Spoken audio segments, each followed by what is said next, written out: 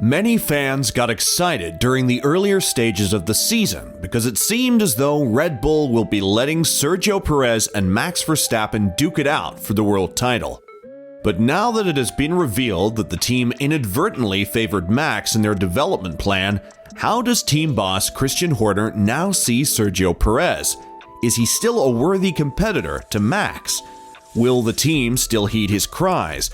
Or is Red Bull really a Max Verstappen team in disguise? Well, let's talk about it then. But before we do, consider subscribing to the channel so you don't miss out on our latest uploads. Now that's out of the way, let's get started. Formula One teams are set up in a weird way compared to other sports, in the sense that your teammate is your biggest rival.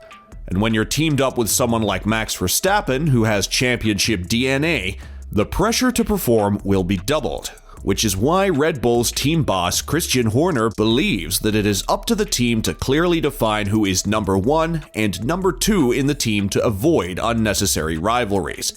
You know, teammate is a fallacy, Horner said. The worst thing that they are.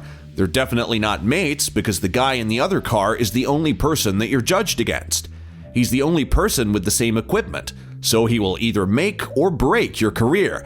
So it's a fine line. I think that certainly last year, Perez was an incredible servant for the team, where he helped his teammate on numerous occasions. Certainly in that last race, when he did a stunning job of backing Lewis Hamilton up. Without that, Max wouldn't have won the championship.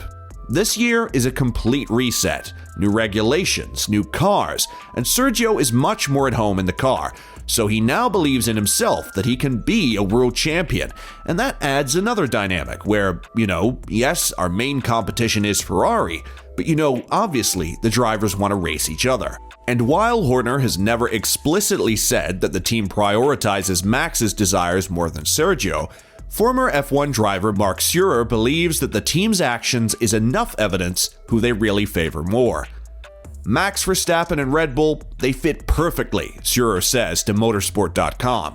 Jim Clark with the Lotus or Jackie Stewart with the Tyrrell.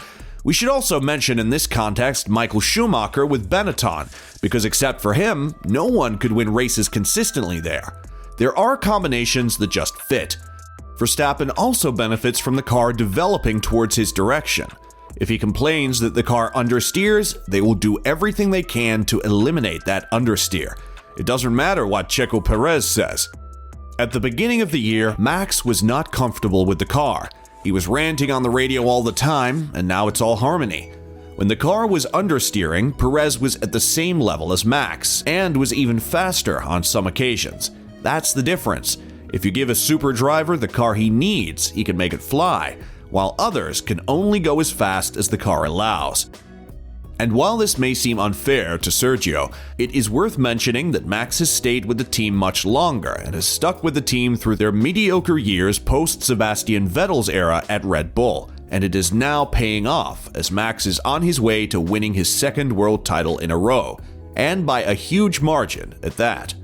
"That's why I never left," said Max. "I trusted the process, and sometimes you could have said, it's time to leave or go somewhere else and try to chase immediate success. But I trusted the process and I believed in the people in the team, and it's paying off, so I'm very happy where I am." Before the start of the season, Max had signed a contract extension to stay with the team through the 2028 season. And when Max was asked about what he liked about the team so much that he decided to stay, Max would reply with, "The team hasn't really changed a lot. We have got a few more people on board in the last few years, and everybody is doing their job to the best they possibly can at the moment, and it is really enjoyable to be a part of the team. There's a really good team atmosphere, and I always find that is the most important.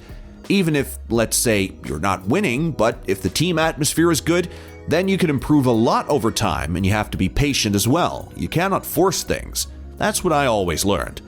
And as for Sergio, while the 32-year-old driver still wants a fair shot at the title, the Mexican driver has admitted that the day he chooses to walk away from the sport is nearing. And when asked what could he possibly be doing in the future after racing, Sergio would say, If I stop, the easiest thing would be to continue in this world, but I really want to do other things, learn about other worlds, Perez says. I am very passionate about business and I want to learn different things.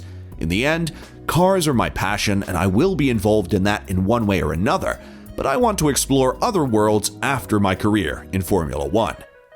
Speaking of the future, now that it is set in stone Red Bull and Porsche won't be teaming up once the 2026 season arrives, speculations about Honda making a comeback to the scene and teaming up once again with Red Bull are starting to surface.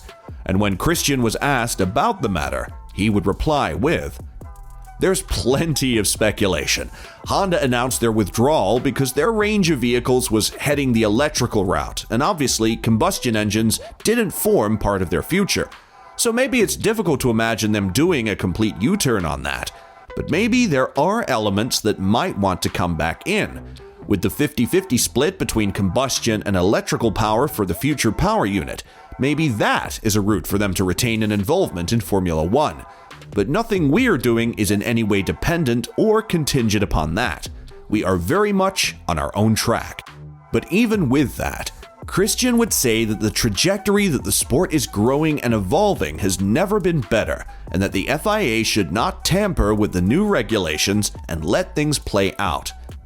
When you introduce such radical regulation changes, somebody's going to get it right, somebody's going to get it wrong.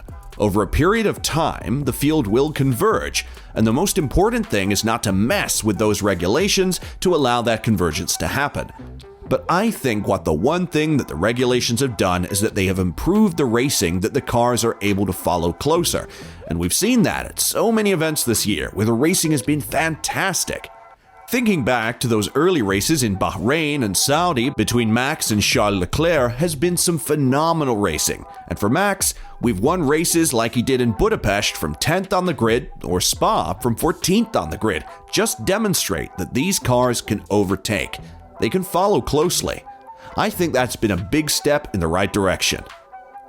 Christian would also add that interest of new manufacturers joining the sport is a sign that Formula One is still the pinnacle of motor racing. "It's great that the manufacturers are coming in," said Horner. "It just demonstrates how relevant Formula One is and how strong its marketing presence is, because we've seen viewing figures we've never seen before. So it's a case of the manufacturers sort of can't afford not to be in. Many of them have announced that they have made their last ever combustion engine. Yet here we are in Formula One committing to a V6 with sustainable fuels for the future." And I think it just demonstrates the strength of Formula One, because logically, these guys would be going the Formula E route, but the emotion and passion just isn't there from what I see in that form of racing. Whereas Formula One draws that raw emotion and technical excellence. So it's great to see a manufacturer like Audi and hopefully Porsche coming into Formula One, and a host of interest from many others. And there you have it, guys. So was Christian out of line for calling Sergio Perez a servant? Should Red Bull reunite with Honda for the 2026 season? Let us know in the comments section below. And as always, don't forget to like and subscribe to the channel if you haven't.